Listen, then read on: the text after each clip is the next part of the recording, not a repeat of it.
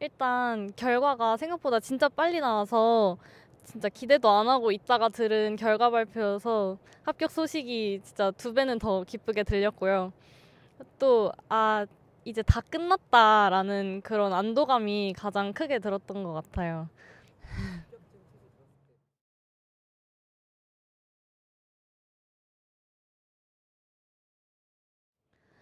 제가 합격 소식을 들었을 때 밖에서 친구들을 만나고 있었는데 결과 발표가 났다는 얘기를 부모님이 들으시자마자 바로 전화가 와서 축하한다고 수고했다고 하고 집에 들어가니까 한 번씩 꼭 안아주셨습니다.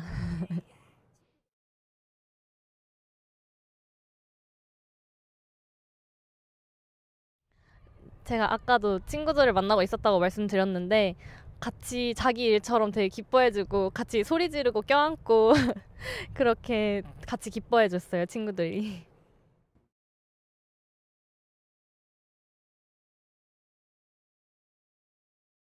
제가 9월 모의고사 때 평소보다 성적이 많이 떨어졌었는데 수학을 그 전에는 한 번도 1등급 밑으로 떨어진 적이 없었는데 수학을 처음으로 3등급을 맞았어요. 그래서 정말 멘탈이 와장창 부서졌었습니다. 그때 아무래도 시간도 얼마 안 남았고 하다 보니까 그때 스트레스를 많이 받으면서 진짜 힘들었던 것 같아요. 그래서 공부할 때도 많이 불안하고 조급해하고 그리고 그게 운동에까지 영향을 미쳐서 뭐 테스트도 망치기도 하고 그게 가장 기억에 남는 힘든 일이었던 것 같습니다.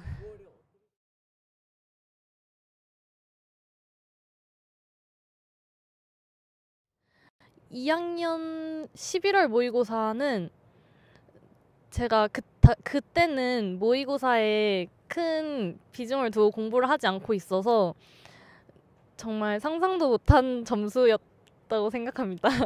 제 기억으로는 국어는 아마 2등급이었을 거고 수학이 그때는 1등급, 또 영어도 3등급까지 떨어졌었고 탐구는 그때는 공부를 하나도 안 해서 정말 기억도 나지 않을 점수를 맞았어요.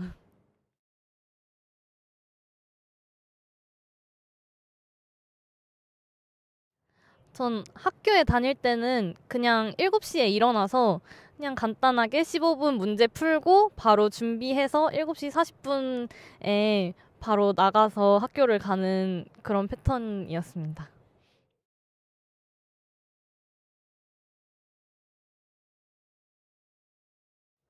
저는 국어는 자신감을 갖는 게 가장 중요하다고 생각해요.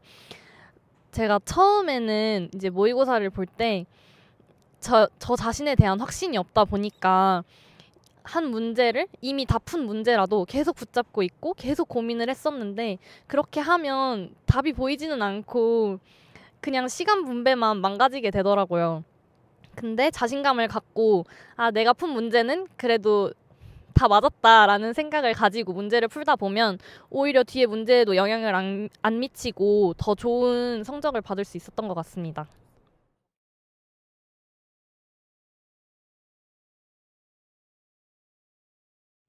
화작문은 특히 꾸준함이 가장 중요하다고 생각해요. 그래서 꾸준히 많은 문제를 풀어보는 게 도움이 많이 됐는데 저는 여름방학 때부터 시작해서 수능 당일날까지 꼭 지켰던 습관이 아침에 일어나서 눈 뜨자마자 화작문을 꼭 한 세트를 풀고 하루를 시작을 했거든요.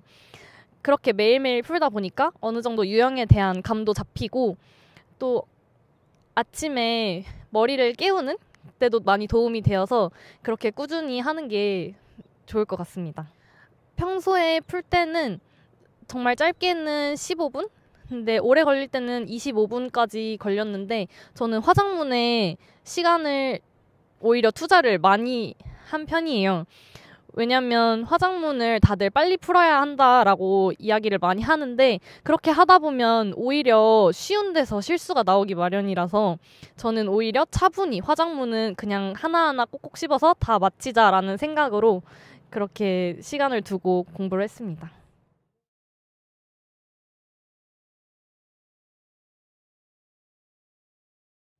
문학도 역시 문제를 많이 풀어보는 게 많이 도움이 됐는데 저는 한 97년도부터 작년 6월, 9월 수능 기출을 싹 모아서 갈래별로 한번 쫙 풀어봤었는데 그렇게 하다 보니까 수능 문학에 대한 어느 정도 감도 잡히고 또 저만의 그런 판단 기준도 많이 생겨서 그 이후부터는 새로운 문학 작품을 만나도 크게 흔들리지 않고 잘 풀어나갈 수 있었습니다. 저 문학 강의 같은 경우에는 제가 윈터랑 서머를 학원을 다녔었는데 겨울에는 강남 하이퍼 본원에서 공부를 했고 여름에는 이투스 앤서에서 공부를 했습니다. 거기서 들은 거 말고는 인강은 따로 듣지 않았습니다.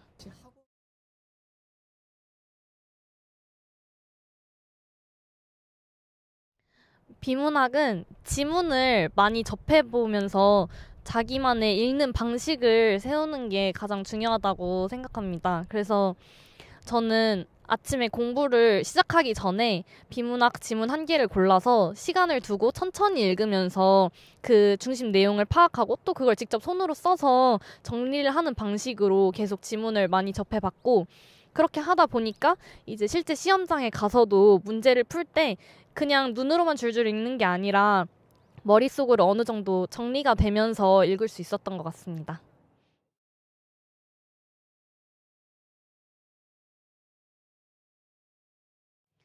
저는 문제를 먼저 봤습니다. 이게 문제를 많이 풀어보다 보면 알겠지만 그 문제 유형이 요구하는 답들이 보여요. 많이 풀다 보면. 그래서 저는 문제를 먼저 읽고 어떤 부분에 집중해서 읽어야 할지를 먼저 생각을 하고 그 다음에 지문으로 들어갔습니다.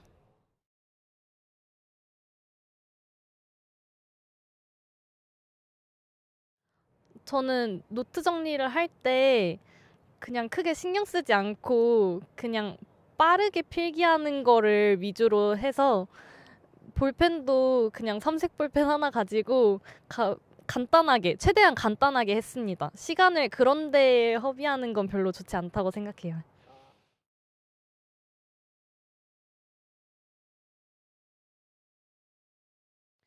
수학은 기본 개념을 탄탄히 하는 게 제일 중요한 것 같아요. 저는 처음부터 막 기출문제를 파고 들어간 게 아니라 개념서를 한 권 골라서 그걸 두 번, 세 번 반복해서 계속 풀면서 기본기를 다졌는데 그렇게 하다 보니까 이제 앞에서 실수하는 게 많이 줄어서 오히려 뒷부분에 어려운 문제들에 투자할 수 있는 시간을 더 확보를 했던 것 같고 또 9월 이후에는 그 시중에 파는 앞에 쉬운 문제들 그리고 킬러 문제들 8문제를 제외하고 22문제 정도 수록되어 있는 그런 미니 모의고사 문제집이 있어요.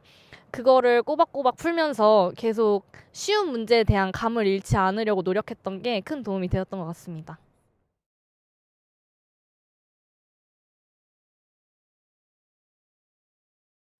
사실 제가 가장 자신 있는 과목이 영어였어서 한 7월까지는 거의 아무 공부도 안 하고 학교 수업에만 그냥 충실히 하는 정도였는데 그렇게 하다 보니까 점점 성적이 떨어지더라고요. 그래서 7월 이후부터는 이제 단어 공부를 계속 하기 시작했는데 영어 수특 수안에 있는 단어장에 있는 단어를 모아서 그거를 계속 가족들과 이제 자기 전에 다 같이 모여서 이렇게 퀴즈를 하는 방식으로 재밌게 공부를 했고 또 모의고사를 풀면서 모르는 단어를 바로바로 체크한 다음에 이제 채점을 하면서 바로 그 단어 뜻을 찾아보고 그걸로도 단어장을 만들어서 그렇게 공부를 하는 방식으로 했더니 다시 성적이 올라왔습니다.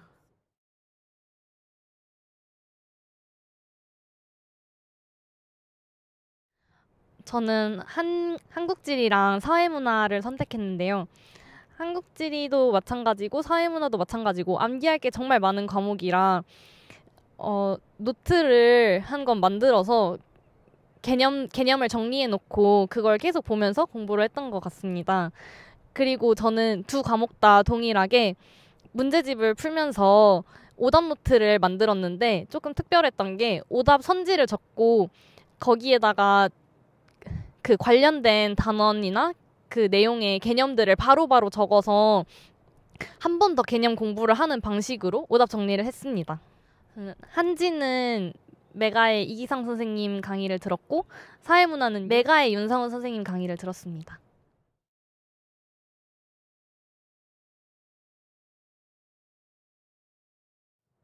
저는 정말 수능 한 2주 전까지 아무것도 모르는 상태였는데 그 이다지 선생님 9시간 특강이 추석 때 열려서 그거를 이제 수능 한 2주 전부터 밥 먹으면서 한 강씩 들어서 그냥 무난하게 잘 볼 수 있었던 것 같습니다.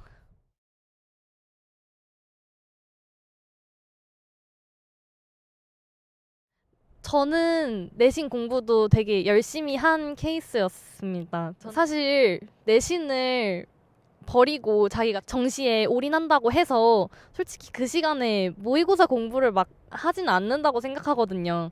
그렇기 때문에 학교 공부에도 충실히 하다 보면은 또 나중에 도움이 되는 건 분명히 있기 때문에 저는 내신도 그냥 열심히 공부하면 좋다고 생각합니다.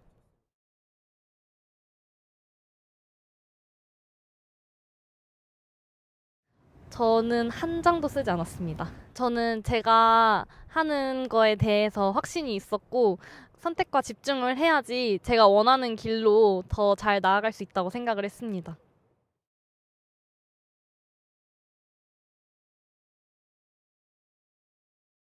제가 실기 직전에 팔을 다쳐가지고 한 일주일 동안 정말 아무것도 못하고 운동도 못하고 움직이는 것조차 힘들어 했었는데 그때 마음이 되게 불안하기도 하고 조급한 마음도 들고 또 그 전에 기록이 그렇게 좋지 않았어서 그때 심적으로 힘들었던 게 가장 기억에 남습니다.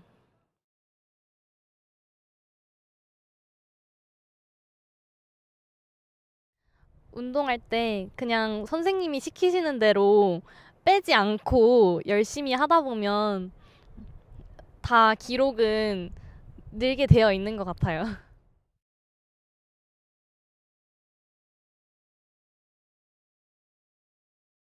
저는 집이 지방이라서 학원을 되게 오랜 시간 통학을 하면서 다녔는데 학원에 올 때는 단어장 같은 거를 들고 다니면서 아니면은 개념 노트 같은 거를 들고 다니면서 공부를 했고 갈 때는 거의 운동을 하고 나니까 피곤해서 졸면서 갔던 것 같습니다. 근데 그렇게 해서 오히려 다음날 컨디션이 잘 유지가 됐었기 때문에 그 정도의 휴식은 취해도 된다고 생각합니다.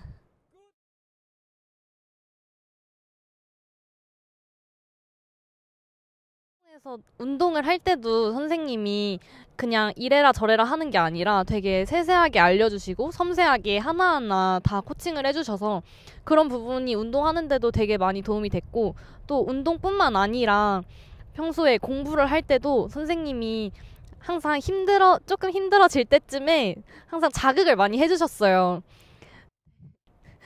그래서 그런 말들 들으면서 힘내서 공부하고 또 운동할 수 있었어서 그런 점에서 참 좋았던 것 같습니다.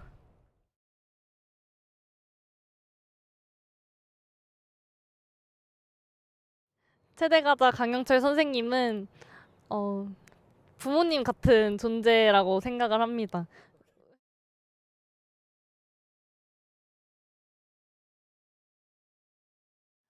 저는 선생님 컨설팅을 받으면서 되게 좋았던 게 선생님이 점수랑 실기를 같이 이렇게 봐주시면서 네가 실기를 이만큼 만들면 안전하게 들어갈 수 있다 이러면서 확신을 되게 많이 심어주셨어요.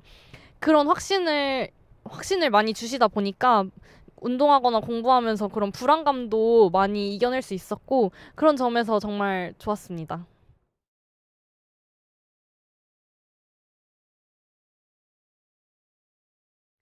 운동이든 공부든 뒤돌아 봤을 때 후회가 없을 정도로 하다 보면 정말 자기가 목표한 바를 꼭 이룰 수 있을 거라고 생각합니다. 제가 고3이다 보니까 주변 친구들을 보면서 많이 느끼는 게 다들 많이 입시에 대해서 아는 것도 없고 또 뭔가를 시도하기도 어렵고 그런 상황이다 보니까 다 지나고 나서 후회를 하는 경우가 되게 많더라고요. 저는 체대가자 학원에 와서 정말 좋은 선생님들 밑에서 정말 후회 없는 고3 수험 생활을 했거든요. 그러니까 여러분도 꼭 좋은 선생님들 밑에서 열심히 후회 없는 수험 생활 하셔서 꼭 좋은 결과 얻으셨으면 좋겠습니다. 체대 가자 화이팅!